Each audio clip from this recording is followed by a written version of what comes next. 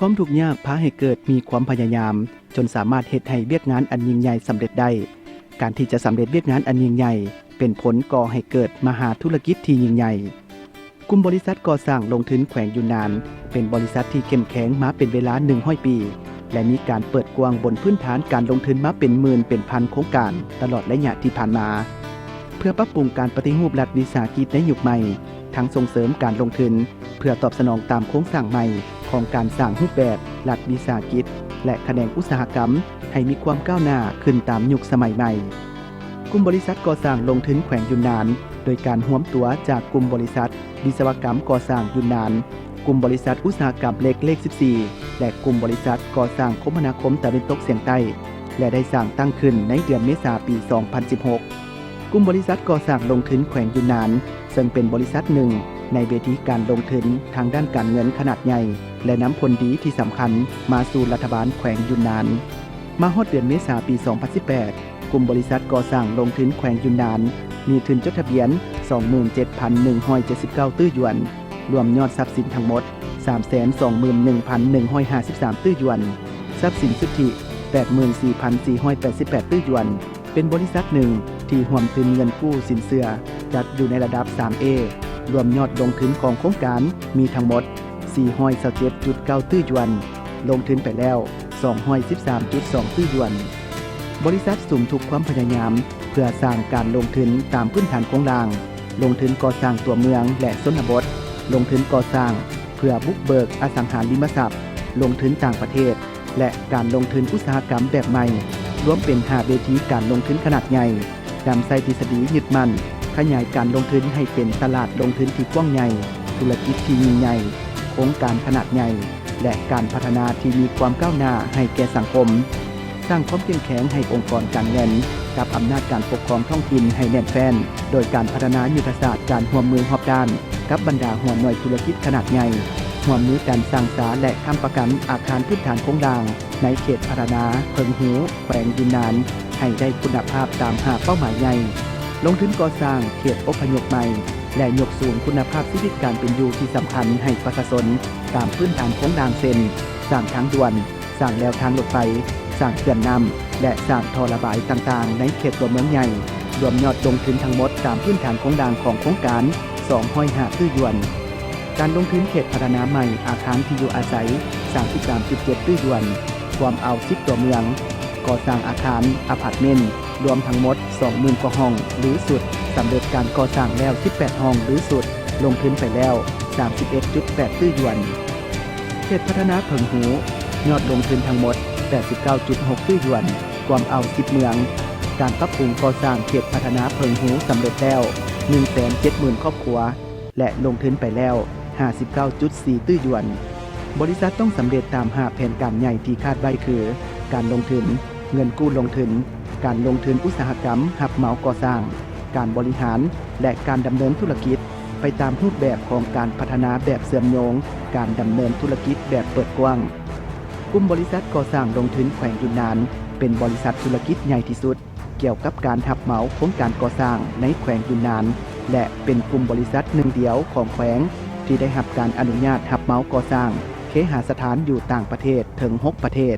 เป็นบริษัทหนึ่งเดียวที่ได้รับวุฒิรับเหมาก่อสร้างเคหสถานของแขวงยูนนานและได้รับวุฒิหลายประเภทอีกคือการออกแบบการค้นคว้าความเป็นไปได้และการรับเหมาก่อสร้างเคหสถานภายในประเทศทั้งหมดแมน387ใบบริษัทได้รับรางวัลเป็นบริษัทวิศวกรรมก่อสร้างเคหสถานหูปั้นที่ดีเด่นรวมทั้งหมดมี34รางวัลรับรองคุณภาพระดับประเทศ66รางวัลรางวัลรับรองคุณภาพระดับรองขั้นประเทศ496รางวัลได้รับวุฒิเฉพาะ619โครงการในนั้นมี47โครงการที่ได้รับรางวัลปัจจุบันบริษัทได้รับวุฒิสร้างตั้งเป็นศูนย์กลางเทคนิคในระดับประเทศ1ศูนย์กลางมีศูนย์วิชาการค้นคว้าวิจัยเรียกประจำเขตมี2จุดวิชาการค้นคว้าวิจัยขั้นสูงเรียกประจำเขตมี1จุดได้รับใบย่องยอระดับกระทรวงและขั้นแขวง41รางวัลรางวัลวิศวกรรมก่อสร้างจานเทียนเย่อเป็นรางวัลด้านวิศวกรรมก่อสร้างที่พ้นเด่นของจีน1รางวัลรางวัลคุณภาพมาตรฐาน35รางวัล และรางวัลวิศวกรรมก่อสร้างที่พ้นเด่นเฉพาะของจีน26รางวัลโดยความเอาขอบเขตการลงทุนและเวียกงานการรับเหมาก่อสร้างเคหสถานต่างๆทั้งภายในและต่างประเทศเช่นบรรดาประเทศในอาเซียนตะวันออกเฉียงใต้บรรดาประเทศตะวันออกกลางแอฟริกาและประเทศอื่นๆปี2017นี้บริษัทได้บรรลุเป้าหมายที่ตั้งไว้คือญาติได้อันดับที่183จาก1ใน500บริษัทที่เข้มแข็งของจีนเป็นบริษัทอันดับที่8ใน80บริษัทที่เข้มแข็งของจีนในการรับเหมาก่อสร้างเคหสถานบริษัทได้บรรลุตามบรรดาเป้าหมายของการรับเหมาก่อสร้างโดยรวมคือเส้นทางหลวงเส้นทางรถไฟปรับปรุงก่อสร้างเทศบาลใหม่และท่อระบายต่างๆในเขตตัวเมืองแล้วทางรถไฟสนามบินเขื่อนน้ำการปรับปรุงและรักษาสภาพการเป็นอยู่ให้กลายเป็นโลกสีเขียวประสานสมทบอย่างตั้งหน้าเข้าในยุทธศาสตร์พัฒนาแห่งชาติบริการอย่างเต็มส่วนเพื่อเฮ็ดให้การดำรงชีวิตของปวงชนนับมื้อนับดีขึ้นกลุ่มบริษัทก่อสร้างลงทุนแขวงยูนนานเป็นบริษัทหนึ่งที่นำหน้าของแขวงยูนนานที่มีการลงทุนออกสู่ตลาดภายนอกสมัครใจเข้าร่วมและสนับสนุนภารกิจตามยุทธศาสตร์การพัฒนา1แล้ว1เส้นทางโดยผ่านรูปแบบธุรกิจการเงินการลงทุนเพื่อรับเหมาการก่อสร้างออกสู่ตลาดสากลพร้อมทั้งพยายามปรับปรุงเวียกงานต่างๆของบริษัทให้เทียบเท่าระดับสากลบริษัทบ่เพียงแต่ค้นหาต้นทุนคนคิดสร้างมาตรฐานด้านเทคนิคนำเอารูปแบบการคุ้มครองเพื่อออกสู่ตลาดภายนอกเติมความเอา19ประเทศในการลงทุนการก่อสร้างอยู่ต่างประเทศเช่นอาเซียนตะวันออกเฉียงใต้อาเซียนตะวันออกกลางและแอฟริกาบริษัทได้สุขอยู่ส่งเสริมการลงทุนเขตเศรษฐกิจการค้าเพื่อบรรลุตามเป้าหมายการลงทุนก่อสร้างต่างฝ่ายต่างได้รับผลประโยชน์ตามข้อริเริ่ม1แล้ว1เส้นทางของรัฐบาลจีนบางออกเขตพัฒนากวมรวมไซเศรษฐาซึ่งเป็นเขตเศรษฐกิจเฉพาะแห่งหนึ่งของสาธารณรัฐประชาธิปไตยประชาชนลาวปัจจุบันนี้หัวหน่วยธุรกิจได้เซ็นสัญญาลงทุนรวมทั้งหมดมี43บริษัทเขตอุตสาหกรรมเจียวเพียวซึ่งเป็นเขตเศรษฐกิจเฉพาะหนึ่งของประเทศเมียนมาและยังมีอีกหลากหลายเขตเศรษฐกิจเฉพาะของประเทศเมียนมาที่จีนเมียนมาได้ร่วมทุนน้ำกันหลายโครงการ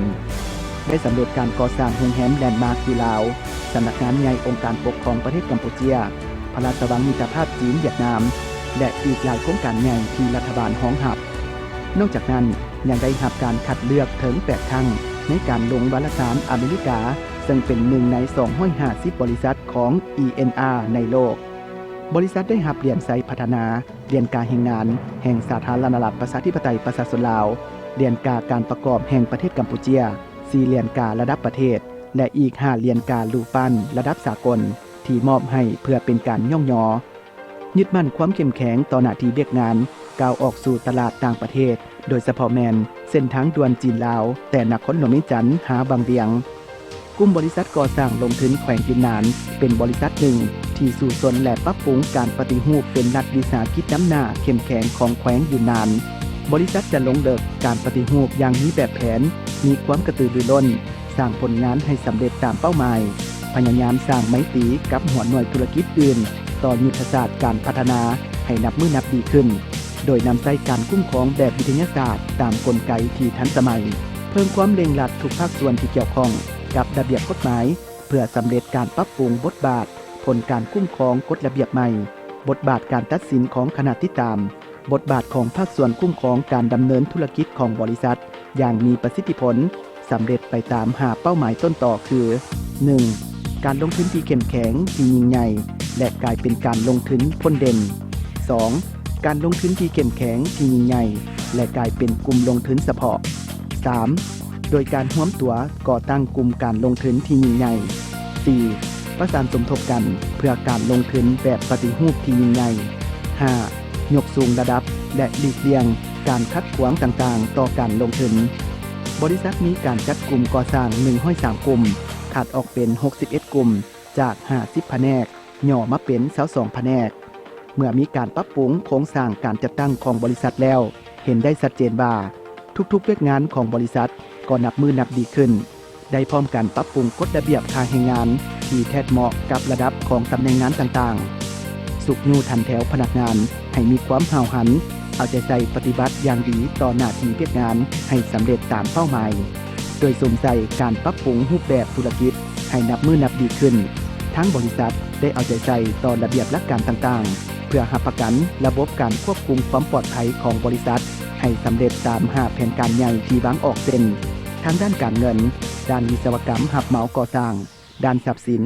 ค้นคว้าการออกแบบและพัฒนาการร่วมมือต่างๆเพื่อยกระดับการบริหารที่สมบูรณ์แบบต้องได้เพิ่มการเงินการลงทุนใส่วิศวกรรมรับเหมาก่อสร้างโดยขยายตลาดสู่ภายนอกและปรับปรุงทรัพยากรโดยรวมตามคาดหมายการแข่งขันที่บางออกเป็นผู้นำหน้าด้านการลงทุนเป็นผู้สนับสนุนการลงทุนอุตสาหกรรมการลงทุนที่นำผลกำไรให้แก่2ฝ่ายและเพิ่มรูปแบบการพัฒนาที่ทันสมัยบริษัทมีแผนการพัฒนาไปเคียงคู่กับความเรียกร้องต้องการเปลี่ยนแปลงตามยุคสมัยกลุ่มบริษัทก่อสร้างลงทุนแขวงยุนนานเป็นบริษัทหนึ่งที่กำลังปฏิบัติตามแผนการพัฒนาในยุคใหม่ที่ท่านฉีจิ้นผิงประธานประเทศจีนชี้นำเอาใจใส่ต่อหน้าที่เวียกงานญาติให้ได้1ใน5บริษัทที่เข้มแข็งของโลกเป็นเป้าหมายต้นต่อสร้างให้ได้ในการเป็นบริษัทเด่นหนึ่งของจีนและสร้างเป็นบริษัทที่มีชื่อเสียงแห่งโลกอนาคตและปฏิบัติตามแผนพัฒนากองประชุมใหญ่ครั้งที่19ที่บางออกอย่างเข้มงวดสร้างและพัฒนาเป็นบริษัทเข้มแข็งสามารถปรับปรุงข้อเรียกร้องต่างๆไปตามยุคสมัยเป็นผู้สมัครใจอย่างเต็มส่วนกับรัฐบาลแขวงยุนนานก็คือต่อยุทธศาสตร์การพัฒนาประเทศมีความยึดมั่นต่อการพัฒนาที่ได้รับคุณภาพสูงมีความซื่อสัตย์หักและมีความยึดมั่นความถูกต้องต่อหน้าที่เวียกงานเพื่อบรรลุตาม3เป้าหมายการพัฒนาใหญ่เส้นยกสูงระดับความสามารถยกสูงคุณภาพและผลประโยชน์สูงสุดในทางการปฏิบัติโดยรวมแล้วทุกหน่วยงานของบริษัทได้จัดกองประชุมปิงอ้อมเพื่อปรับปรุงการบริหารการคุ้มครองโดยสนใจการพัฒนาปฏิรูปเป็นการพัฒนาแบบถาวรเพิ่มกฎระเบียบอย่างเคร่งครัดต่อการคุ้มครองการบริหารรวมเพิ่มการก่อสร้างให้มีคุณภาพและปลอดภัยสร้างบริษัทให้เป็นบริษัทที่เข้มแข็งใน100 ปีตามเป้าหมายสร้างการปฏิรูปเป็นความชอบธรรมปฏิบัติตามสถานการณ์สร้างการพัฒนาเพื่อยกสูงผลได้รับสร้างการคุ้มครองเป็นผลรวมสร้างบุคลากรให้เป็นผู้ที่มีหัวคิดปฏิสร้างตาม5เป้าหมายที่วางไว้กลุ่มบริษัทก่อสร้างลงทุนแขวงยุนนานเป็นบริษัทลงทุนขนาดใหญ่ลงทุนรอบด้านที่เดินไปตาม3เป้าหมายใหญ่คือยกสูงระดับคุณภาพและประสิทธิภาพการคุ้มครองบริหารที่ดีผลได้รับก็คือความก้าวหน้า